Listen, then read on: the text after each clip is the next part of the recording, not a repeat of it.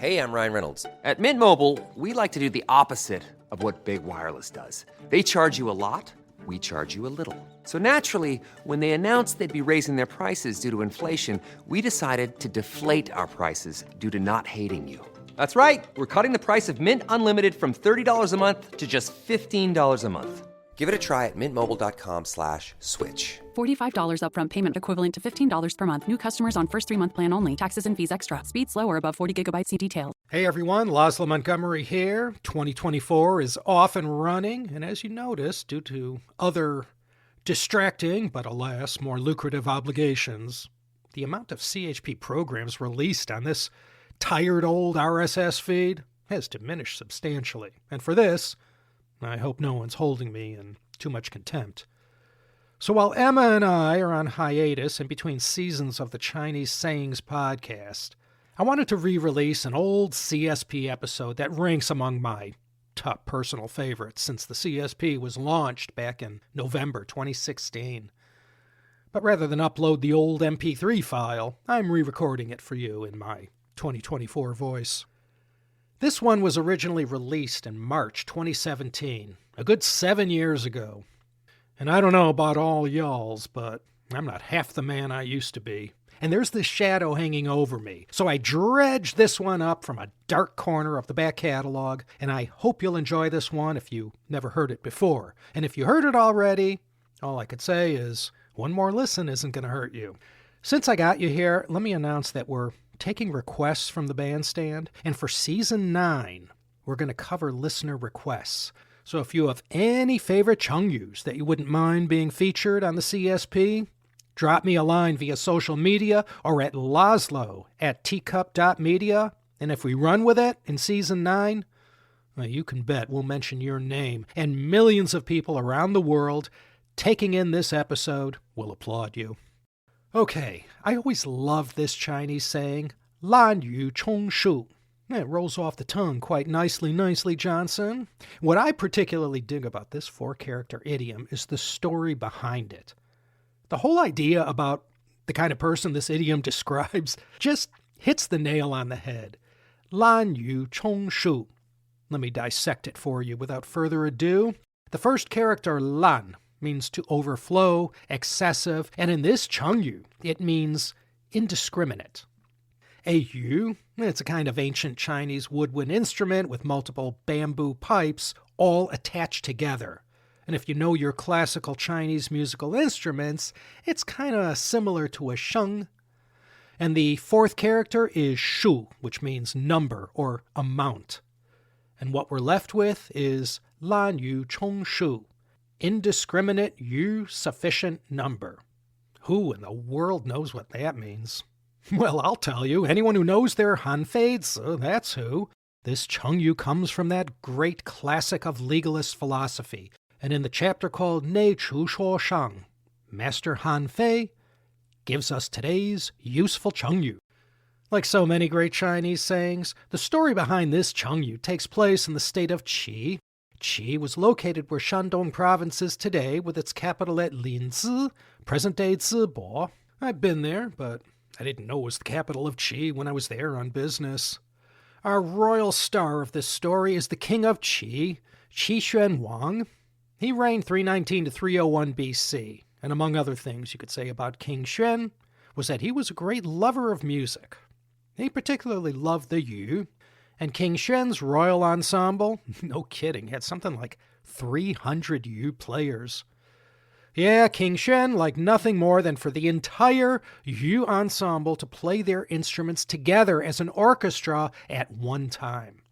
And it wasn't like today with so many freelance musicians having to sing for their supper. These yu musicians got paid well, and whenever King Xuan called on them to perform, they got to enjoy a nice meal at the palace, and the portions were quite generous. So it was a nice, steady, well-paying gig with perks. The dream of many a musician and artist. Not just today. Back then, too. And getting top billing in this story was this lovable loser named Mr. Nanguo. Yeah, one of those Fu Xing, or 2-character surnames. Not rare, but you don't meet them every day. There were 2 things Mr. Nanguo enjoyed doing: bumming a free meal off someone, and loafing on the job. He was a low-level guy who worked at the palace. In Hong Kong, this would have been akin to a kind of a worker, like an old handyman or messenger. Somehow he got wind of the sweet deal these musicians had playing the yu for King Xuan at the royal palace. And looking to get a piece of that action, Mr. Nanguo remembered he actually had this old yu at his house that had been handed down for generations. So he went and retrieved it from storage, dusted it off, and with all those free meals and generous pay beckoning him, he was able to get an audience with the palace musical director, who interviewed him and agreed to advocate on his behalf to King Xuan. And the king, of course, said, the more the merrier. So Mr. Nanguo, in no time at all, sat with all the other 300 yu musicians and for several years played in that orchestra. The only thing was that Mr. Nanguo had no idea how to play the yu, never took a lesson in his life. He'd just go through the motions and sway with the other musicians and pretend like he was blowing his instrument and totally getting into it. He was one single musician amidst an ensemble of 300. No one could tell that he was just going through the motions and not actually doing anything. 300 musicians, all blowing into their yu at once. Well, if one of them didn't have any sound coming out of it, who's going to know?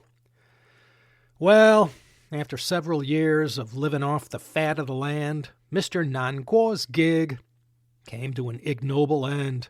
One day, in 301 BC, his luck ran out when King Xuan died. His son became the new king of Qi. This was the infamous King Min, Qi Min Wang, a king so bad he brought down the whole state of Qi, but that's another story. King Min, he liked music too, and when his ministers arranged a little impromptu performance for the new king, all 300 players of this all-yu orchestra started playing. But moments into their performance, King Min shook his head and said, "That's not what I want to hear. I much prefer soloists.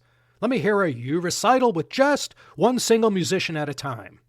Mr. Nanguo heard this, and his heart started pounding, and he knew this gravy train was leaving the station, and he had to get off. So as the king selected members of the orchestra to each perform a solo, Mr. Nanguo slipped out the back door and exited the music business. So this Mr. Nanguo, he was a Làn Yú, a yu player indiscriminately chosen for no particular reason other than he owned his own instrument. And he was selected to Chōng Shù, to make up the necessary number required. So anyone who obviously has no talent but joins the team and poses as a somebody of talent but was actually chosen because you just needed a right fielder, they're a Làn Yú Chōng Shù. You'd say this in a mocking, derisive kind of a way. When you say someone is pulling a Làn Yú Chōng Shù, they're someone with little or no talent, but they were allowed to join the band or the team just to fill up the required number of musicians. Làn Yú Chōng Shù. The person could be anyone, not just a musician. People in the office, your general manager, workers who come to fix your appliances or your car, your lawyer, your financial advisor, anyone who isn't half as good as they make themselves out to be. You could call them a Làn Yú Chōng Shù. Nobody special, just someone used indiscriminately to do something because you needed something done. And another thing, this chengyu has a secondary use. And, well, may I humbly admit, I've used it myself once or twice over the years. Let's say you are an expert. You're someone like David Moser who plays an instrument like a virtuoso, or you're a fabulous public speaker or scientist, and people call you out and recognize your outstanding virtues. Well, in a self-deprecating way, you can just, wave them off and call yourself a Làn Yú Chōng Shù. I'm just an imposter. So don't forget, you can use it that way as well to express humility or modesty. So, there it is. That's the story of King Xuan of Qi, personal friend of Mengzi, I didn't mention. He loved music in more of a quantitative way rather than qualitatively. And his son, who brought down the house in 284 BC, the wicked King Min, who, because he only enjoyed listening to yu solos, he brought a quick end to the lazy poser Nanguo 先生, Mr. Nanguo.